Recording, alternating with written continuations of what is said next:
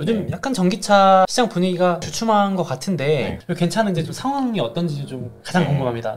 사실 유럽도 그렇고 우리나라도 그렇고 단기적으로 전기차 수요가 감소된 것은 사실입니다. 하지만 지금 몇몇 완성체 업체들에서 저가 라인업과 다양한 라인업을 확대하면서 여러 가지로 대응 중에 있고요. 또 국가적으로 저탄소 전환 움직임에서 전기차 수요는 지속적으로 증가할 거고 배터리 가격도 안정화될 것이라고 생각하기 때문에 단기적인 우려는 있을 수 있겠지만 장기적으로는 문제가 없으리라고 봅니다. 단기적인 고침이다 이렇게 볼 수 있겠군요. 워낙 요즘 근데 걱정이 많으실 수 있는 게 뉴스 가장 일면에 많이 보이는 게 뭐 리튬 가격이 많이 빠졌다 이러면 이제 아무래도 특히 한국에는 리튬과 관련된 투자하시는 분들이 많으신 걸로 제가 알고 있거든요. 뭐 배터리 2차전지 다 연결이 있으니까. 그래서 지금 이거는 걱정 안 해도 되는 걸까요? 걱정이 될 수 있는 게 리튬 가격에 연동돼서 부품, 소재 장비 가격이 다운되는 것은 사실입니다. 하지만 그 마진율은 동일하게 유지되고 있기 때문에 오히려 가격이 떨어지면서 전기차의 판매가 증대된다면 오히려 그것 또한 시장이 커지는 요인이라고 볼 수 있겠죠. 안 그래도 어젠가 제가 최근에 기사 보니까 테슬라가 미국에서 처음으로 내연기관차 평균 판매가보다 더 싸졌다 뭐 이런 기사도 있더라고요. 그래서 다 이제 아무래도 배터리 가격이 좀 저렴해져서인 것도 있겠네요. 네, 맞습니다. 그리고 또 중국에서 그 LFP 배터리를 많이 제작을 하고 있는데 완성체 업체들이 LFP 배터리를 대량 채택하면서 그 영향도 있는 것 같습니다. 중국산이 좀 더 싸니까? 네네, 맞습니다. 알겠습니다. 근데 또 한편으로는 리튬 같은 이런 전기차 핵심 소재가 앞으로 더 구하기 어려워질 수 있다는 얘기도 있잖아요. 네네, 맞습니다. 그러니까 뭐 곧 공급 대란이 온다. 물론 지금 단기적으로 리튬은 빠졌지만 그러면 또 나중에 또 가격 올라가고 막 배터리 구하기 힘들고 이런 거 아닌가요? 실제적으로 리튬의 매장량은 계속 발견되고 있는 추세고요. 그리고 계속 그 기술의 발전에 따라서 재련 기술의 효율성이 올라간다든지 혹은 예전엔 경제성이 없던 광산이 개발된다든지 해서 그 리튬 공급량도 여전히 늘어날 것으로 보고 있습니다. 그러니까 진짜 리튬이 없는 건 아니고 리튬이 많이 묻혀 있거나 뭐 있는데 경제성이 없어서 그냥 냅뒀다던가 이런 건 약간 기름 같은 거네요. 기름도 맞습니다. 점점 채굴성이 좋아지고 하는 거니까. 맞습니다. 그럼 이제 뭐 전기차 시장 커지면 너도나도 개발하면서 공급도 좀 확보되고. 맞습니다. 재련 기술도 같이 발전이 될 거고요. 이해됐습니다. 그래서 이제 최근에도 저 보니까 세계 최대 리튬 광산이 또 미국에 있다고 그래서 보면서 야 미국은 진짜 사기 캐릭터다. 리튬도 많냐 생각을 했거든요. 그렇게 볼 수 있겠네요. 그 부분에 대해서 간단하게 말씀을 드릴게요. 네바다와 오리건주 접경 지역에서 2천만에서 4천만 톤에 이르는 리튬 광산이 발견이 되었습니다. 그렇기 때문에 이게 매장량 자체로도 세계 1위 규모이기 때문에 리튬 공급이 대란이 아니다 이런 얘기도 있었는데 사실은 이 리튬의 매장량, 부존량이라고 하죠. 그 부존량이 2천에서 4천만 톤에 이르는 거고요. 사실 경제성 있게 채굴 가능한 양을 한번 살펴봐야 됩니다. 근데 이번 발견에서 경제성 있게 채굴 가능한 양은 500만 톤 내외라고 확인이 되었습니다. 적네요, 생각보다. 그리고 또 한 가지 살펴봐야 될 문제가 있는데요. 이게 환경오염 문제가 있습니다. 사실 리튬 1톤을 정제하는데 50만 톤 이상의 물이 필요하고요. 1톤을 정제하는데 50만 톤의 물이요? 엄청 많이 들어가네. 그뿐만 아니라 여러 가지 화공약품도 투입이 되고 또 탄소도 다량 발생합니다. 지금 글로벌리하게 저탄소 움직임으로 전환되고 있는데 특히 미국에서 환경오염 단체 영향력이 강하지 않습니까? 그렇기 때문에 여러 가지 제약 요건이 있을 것으로 보여서 이게 좀 완전한 리튬 광산이다 보기는 조금 어렵고요. 그래서 지금 염호라고 하죠. 소금호수의 우선 선호도가 유지될 것으로 보입니다. 일단 있는 걸로 소금호수 같은 환경오염 문제가 덜한 거부터 하겠네요. 네, 맞습니다. 염전처럼 그냥 그 물을 증발시키면서 생산되는 방식입니다. 네, 이해했습니다. 근데 제가 걱정되는 게 아무래도 국내에 투자하시는 분들 많을 테니까 국내 기업들은 이런 리튬 같은 것들 공급 의존도라고 하나요? 이런 것들이 높다고 들었거든요. 지금 우리나라에서 뭐 리튬 나오고 그런 건 아닌 그렇죠. 리튬 광산이 발견된 바가 없잖아요. 그럼 이제 이게 되게 문제가 되진 않을까요? 갈수록? 네, 맞습니다. 사실 그 리튬은 호주, 칠레 그리고 중국에서 90%가량이 생산됩니다. 그 중에서도 약 65%가 중국에 공급되고요. 중국에서 공급된 거를 고순도로 재련을 해서 주요국에 납품합니다. 그러면 이제 세계 각지는 거의 다 중국 한번 거쳐가지고 거기서 이제 쓸 수 있는 쉽게 말하면 배터리 소재가 되어서 뿌려지는 거네요? 네, 사실 앞서 말씀드린 광산에서 채굴된 리튬이 중국에서 재련됩니다. 그럼 다시 결국 중국 가야 되네요? 네, 맞습니다. 실제적으로 염호에서 생산되는 물량이 아니라면 65% 그러니까 절반 이상이 중국에 가야 된다고 보고 있고요. 그러면 우리나라에 지금 잘 나가는 유망한 핵심 2차전지 배터리 소재 기업들은 사실상 다 거의 다 중국에서 받아온다고 봐도 과언이 아닌가요? 중국도 있겠지만 전량 해외에서 조달을 해야 됩니다. 전량 해외 맞네요. 와. 그래서 우리나라 국내 2차전지 기업들은요, 그 해외 리튬 광산에 투자한다든지 해외 리튬 생산 기업의 지분을 인수한다든지 해서 직접 조달에 나서고 있고요. 또 다른 방식으로 리튬을 어떻게 추출할 수 있나, 그리고 혹은 폐배터리에서 어떻게 리사이클링해서 리튬을 추출할 수 있나, 이렇게 다양한 방법에 나서고 있습니다. 그러니까 이제 앞으로 더더욱 그 기술만 있어도 되는 게 아니고 직접적으로 이제 리튬을 어떻게 하면 잘 조달할 수 있을까, 말씀해 주신 것처럼 광산 개발을 직접 한다던가 지분 투자한다던가 아니면 폐배터리에서 또 추출한다던가. 네네, 맞습니다. 이런 걸 어떤 기업들이 또 잘 하고 있는지 관건이겠네요. 네네, 맞습니다. 그게 2차전지 소재 종목에 투자할 때 주요 투자 포인트라고 할 수 있겠습니다. 그리고 또 비슷하게 요즘 앞서서 여쭤보긴 했지만 중국산 배터리가 채택도 많이 되고 있다고 말씀해 주셨잖아요. 갈수록 중국산 배터리가 잘 나가면 그 K배터리의 위기 아닌가 걱정이 되거든요. 사실 완성차 기업 얘기를 안 할 수가 없을 것 같아요. 테슬라를 비롯해서 여러 완성차 업체들이 중국산 LFP 배터리를 채택한 사례가 많이 증가하고 있습니다. 그 이번에 핫했던 모델 Y, 모델 Y도 중국산 LFP, 그게 대표적인 사례인 거죠? 네네, 맞습니다. 그래서 그렇게 싸게 들어올 수 있는 거죠? 그것 때문에 보조금 구간 100%에 들어올 수 있었던 그러니까요. 그렇기 때문에 그 LFP 배터리를 중심으로 비중국 시장에서도 점유율을 높여가고 있거든요. 그러니까 중국 말고 유럽도 있고 동남아시아 이런 쪽 맞습니다. 점유율도 높다고 하더라고요. 네네, 맞습니다. 가격 경쟁력이 있으니까. 아무래도 그 전기차가 일반 내연기관보다는 조금 부담스러운 가격이다 보니까 LFP 배터리를 채택하면 가격이 많이 내려가는구나. 다운되게 되죠. 배터리가 40%니까요. 하지만 근데 LFP 배터리라고 가격은 좋지만 마냥 좋은 건 아니고요. 부피가 크고요. 또 주행거리가 짧습니다. 에너지 밀도가 낮기 때문이죠. 프리미엄 전기차 시장은 주행거리가 아주 중요합니다.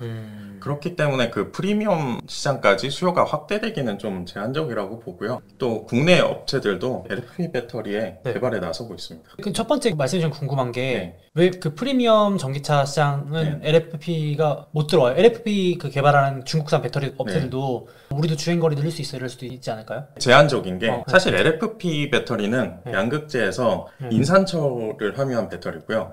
삼원계 배터리라는 다른 양극재를 제조 과정에 투입한 배터리가 있습니다. 그 배터리가 부피도 더 작고요. 에너지 밀도도 높아서 더 많은 주행거리를 갈 수 있거든요. 그게 우리나라 기업들이 주로 하는 거예요? 네네, 맞습니다. 삼원계 배터리? 네네.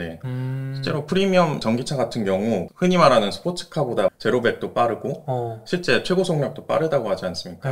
그 이유는 가볍고 더 먼 거리를, 그리고 높은 에너지 출력을 갖고 있기 때문입니다. 그 부분에 있어서 LFP 배터리보다 삼원계 배터리가 프리미엄 전기차 시장에서는 더 경쟁력이 있다고 볼 수 있습니다. 그러면은 조금 더 자세히 여쭤보고 싶은데 이게 우리나라 2차전지 기업들만의 강점, 걱정이 되니까 차별화되는 강점이 무엇인가 좀 말씀해 주실 수 있을까요? 최근에 LFP 배터리가 가격 경쟁력 때문에 조금 위협적일 수 있다, 이렇게 말씀을 드렸었는데 또 앞서 말씀드린 삼원계 배터리가 우리나라 2차전지 업체들이 강점을 가진 분야입니다. 삼원계 배터리는 에너지 밀도가 높습니다. 에너지 밀도가 높다는 뜻은 많은 전기 에너지를 충전할 수 있다는 뜻이거든요. 그렇기 때문에 이 많은 전기 에너지는 주행거리를 좌우하는 부분이라 더 먼 거리를 더 부피가 작게, 에너지 전비라고 하죠. 전비 높은 자동차를 생산할 수 있는 그런 전기차 제조에 있어 좀 더 경쟁력 있는 소재라고 할 수 있고요. 아직 전고체 배터리가 상용화되지는 않았지만 전고체 배터리 도입 양산 이전까지는 삼원계 배터리가 주력이 될 것으로 보이고요.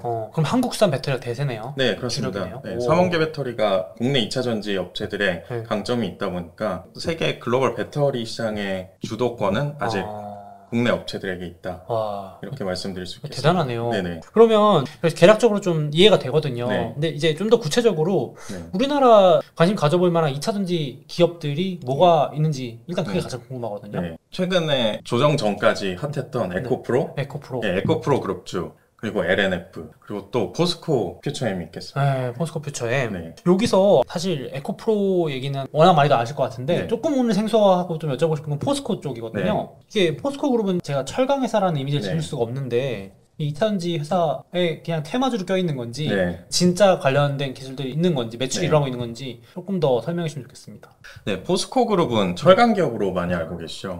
실제로 철강 기업이라는 이미지가 강한데 포스코 그룹은 과거 1968년 설립된 포항제철을 모태로 제철 관련업 위주로 성장세를 이어왔습니다. 그러니까요. 하지만 최근에 글로벌 저탄소 움직임이 확산되고 있고요. 또 4차 산업혁명으로 촉발된 기술 혁신 움직임 속에서 포스코 그룹은 철강 산업에서 한계를 느꼈습니다. 그러니까 네. 철강만 갖고 안 된다? 네. 사실 중국에도 철강 업체가 그러니까. 많이 위협이 되고 있고요. 그렇죠. 한때 그래서 막 이렇게 포스코 되게 위험하다, 위기다 네. 이런 말도 많았잖아요. 그렇죠. 네. 최근 동남아 철강 업체도 가격 경쟁력으로 많은 위협이 되고 그래요? 있습니다. 예. 그래서 포스코 그룹은 철강, 2차 전지 소재, 니켈 리튬, 수소, 에너지, 건축 인프라, 식량 등 7개의 핵심 비즈니스를 성장 원동력으로 잡고요. 그룹 핵심 비즈니스를 철강에서 친환경 사업으로 재편하였습니다. 야, 그럼 이제 나중에 되면은 사람들이 이 회사는 철강 회사인지보다도 친환경 회사라고 인식을 하는 날이 있겠네요. 네, 맞습니다.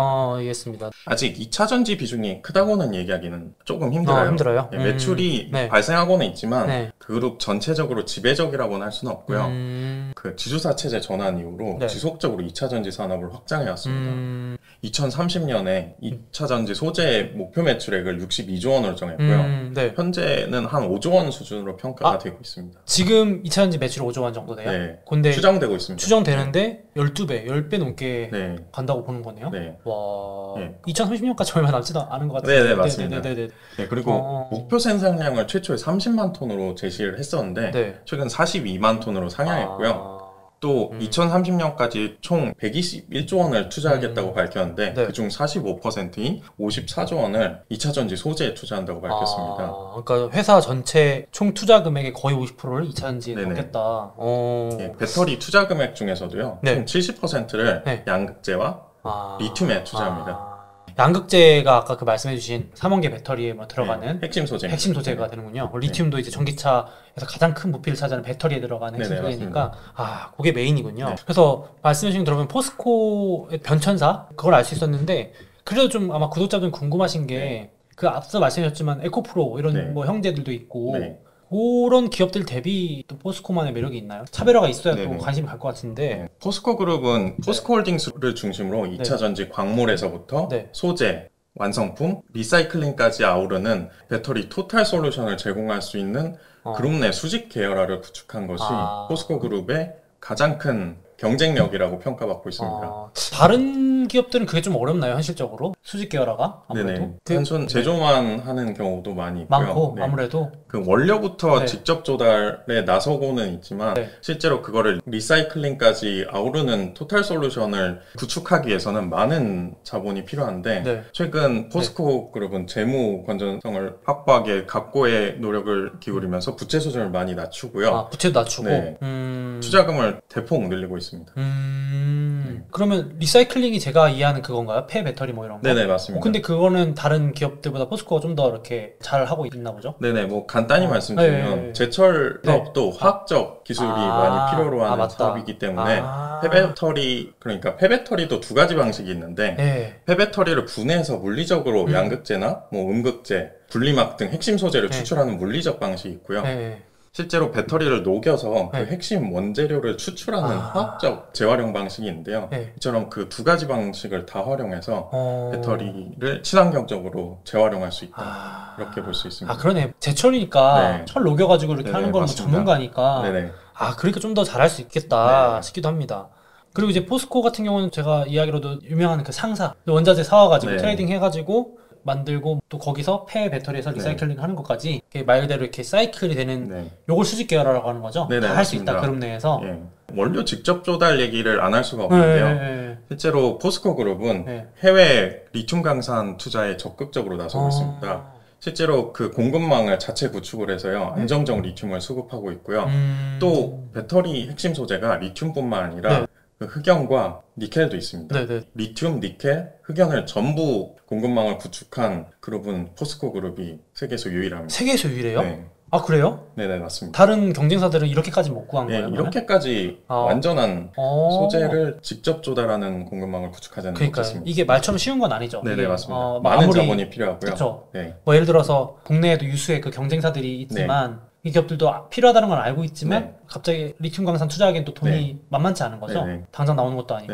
기본적인 상사 비즈니스의 노하우와 에너지 계열사를 합병을 하면서 그러네. 전체적인 원자재 투자 솔루션을 제공하고 있습니다. 그러니까 원래 잘 하던 거를 약간 이렇게 업그레이드 하거나 시너지를 낸 거니까 이해가 됩니다. 그리고 또 포스코 퓨처엠? 간단히 말씀드려서 2차 전지 소재를 제작하는 기업입니다. 근데 이게 양극재로 많이 알고 계시는데 글로벌 유일의 양극재, 연극재를 모두 양산할 수 있는 기업이고요. 둘 다 할 수 있는 기업은 또 유일해요? 네네. 전 세계에서? 네네. 그래요? 되게 굉장한 기술력을 자랑하고요. 이것뿐만 아니라 단결정 양극재를 제작하는데요. 이게 에너지 밀도도 높고 수명도 길어가지고 경쟁 기업 대비 탁월한 기술력을 자랑합니다. 그래요? 그러면 이런 기술력으로 만들어낸 제품이 지금 그런 유수의 국내뿐만 아니라 전 세계 전기차들에 납품되고 있는 거예요? 1차적으로 셀 업체에 공급이 되어서 배터리가 생산이 되고요. 그 배터리가 완성체 업체에 들어간다? 공급이 되는 거죠. 근데 그 유명한 유수의 배터리 그 셀 업체는 사실상 다 국내 그 3사이잖아요. 네네, 맞습니다. 거기 다 골고루 들어가요, 그럼? 네네, 다 주요 고객들이죠. 그래서 포스코 퓨처엠이 제일 핫하던 종목이었다라고 말씀하셨구나. 그리고 한 가지 더 말씀을 드려야 될 것 같은 게 인플레이션 감축법, 미국 인플레이션 감축법 IRA라고 하죠. 이것에 수혜를 입을 전망입니다. 사실 이 2차 전지 토탈 솔루션을 제공할 수 있는 수직 계열화를 달성했기 때문에 리튬 내재화율이 2030년까지 90%를 목표로 하고 있습니다. 리튬 내재화율이요? 그러니까 간단하게 해서 다 내가 하겠다. 다 내가 90% 할 수 있다. 그러니까 부품 국산화 이런 말처럼 리튬 내재화는 우리가 다 알아서 조달하고 뭐 만들고 자력으로 90%를 처리하겠다. 언제까지요? 2030년. 2030년이요? 엄청나네. 쉽지 않을 텐데. 이처럼 IRA가 리튬 내재화로 인해서 광물 요건에 대응을 할 수 있고요. 주요 고객사들 있지 않습니까? 그 IRA 발표 이후 합작법인을 설립하면서 100조 원 규모의 양극재 공급 계약을 체결한 상황입니다. 그런 거죠. 이제 점점 IRA법이라는 게 사실상 까다롭게 점점 요건을 높이고 뭐 미국에 공장을 지어야지 할 수 있다 뭐 이런 거잖아요. 미국에서 생산이 되어야 되니까. 그렇죠. 그래서 그 조인트 벤처 해가지고 그냥 예를 들면 그런 거네요. 뭐 이렇게 포드랑 뭐 한국의 유명 배터리 기업이랑 합작으로 미국에 공장을 짓는다 해서 IRA법의 수혜도 또 받고 피해보지 않게 대응을 하고 있다. 그래서 2030년까지 62조 원이라는 목표 매출액을 설정할 수 있었다. 그렇죠. 공장 이제 돌아가기 시작하면 딱 생산량이 이렇게 나오니까. 지금 다양한 곳에서 공장이 만들어주고 있어요. 그러니까 그냥 단순 곱하기 한 매출은 딱 잡힐 테니까. 맞습니다. 진짜 뜬구름 잡는 소리는 아니군요. 갑자기 10배 늘어난다 그러니까 이게 됐습니다. 너무 흥미로운데 그래서 오늘 이렇게 제가 포스코 그룹 위주로 좀 여쭤봤는데 아마 구독자분들도 관심이 가신 데 있을 것 같아요. 그래서 또 관련해서 또 ETF가 상장 예정이다 이렇게 들었거든요. 한번 좀 설명해 주시면 좋겠습니다. 네네, 맞습니다. 요번에 10월 17일에 저희가 에이스 포스코 그룹 포커스 ETF를 이렇게 출시합니다. 조금만 들어주시면 좋겠습니다. 에이스 포커스 그룹 ETF에 간략히 설명드리면요. 포스코 그룹 계열사랑 포스코와 동일한 산업을 영위하는 상위 기업을 합산해서 총 10종목에 투자합니다. 포스코 그룹 상장사 6개 종목에 95% 집중 투자하고요. 나머지 기타 회사는 4개 종목이죠. 5% 비중으로 투자합니다. 포스코 그룹 중에서도 상위 3개 종목에 25%씩 투자하고요. 나머지 20%는 유동시총 가중 방식으로 편입하여 투자합니다. 대략적으로 시총순이라고 이해도 되겠죠? 네, 그렇게 보셔도 큰 문제는 없을 것 같습니다. 알겠습니다. 그래서 지금 9월 27일 기준으로 포스코 홀딩스, 이게 이제 지주사인 거죠. 포스코 인터내셔널, 이게 상사. 포스코 퓨처엠이 아까 설명해주신 양극재.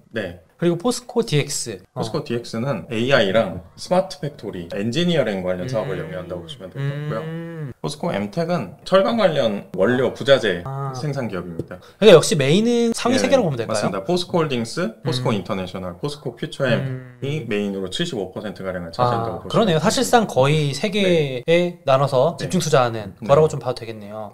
이 ETF는 그러면은 종목 비중이 수시로 바뀌는 건가요? 아니면 뭐 어떻게 되는 건가요? ETF는 정기 변경하고 비중 조절이라는 그런 주기가 있습니다. 이 ETF는 매년 6월, 12월에 연 2회 정기 변경이 이루어지면서 종목이 교체되고요. 실제로 세부 비중 변경은 3월, 6월, 9월, 12월 등 연 4회 25%씩 맞추는 작업이 이루어집니다.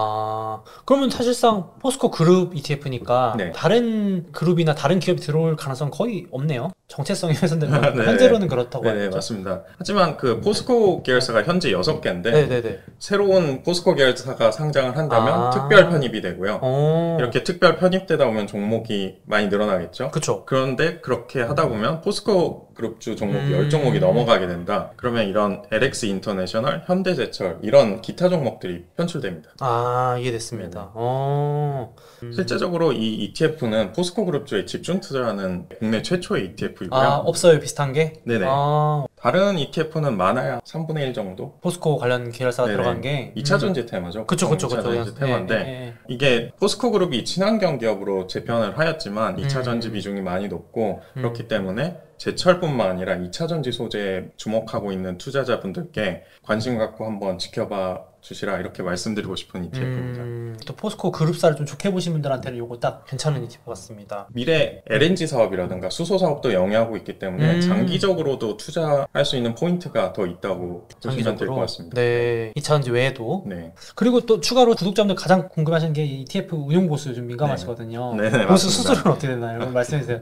이 포스코 그룹 포커스 ETF는요, 연 0.3%의 3% 운용 보수를 주최하고 있습니다. 괜찮은 건가요? 타사 뭐 이렇게 좀 얘기해서. 네. 국내 주식형 ETF 중에 양호한 수준이라고 볼 수 있습니다. 네. 그리고 이게 사실 포스코 그룹 ETF는 이게 최초이자 유일한 걸로 알고 있어서. 네네, 맞습니다. 대체제가 없네요. 네, 많은 관심 부탁드리겠습니다. 네, 알겠습니다. 그리고 또 요즘 뭐 저도 사실 그렇지만 연금 계좌, 절세 계좌 관심 많으셔가지고 ETF 관심 많으실 텐데 연금 저축 계좌나 뭐 이런 절세 계좌에도 ETF 할 수 있는 거죠? 물론입니다. 연금 계좌에서도 투자하실 수 있고요. 네네네. 국내 주식형 ETF로서 위험 자산임으로 70%까지 투자 가능하십니다. 70%까지? 네. 이렇게 좀 그룹사 전체 우상향을 만약에 생각한다면 노후까지도 길게 보고 좀 투자할 수 있는 장기적으로 일부 편입하시는 것도 좋은 생각이라고 봅니다. 알겠습니다. 네, 그래서 오늘은 지금 현재 가장 또 관심 많으실 것 같은 2차전지, 특히 그 중에서도 오늘 포스코 그룹주 관련해서 좀 궁금증을 속 시원하게 풀어봤는데 관심 있으신 분들은 좀 더 자세한 정보들 제가 링크에 남겨놓을 테니까 한번 보시면 좋을 것 같습니다. 그래서 오늘은 한국투자신탁운용 ACETF의 김경목 차장님 모시고 얘기 나눠봤습니다. 나와주셔서 감사합니다. 네, 감사합니다.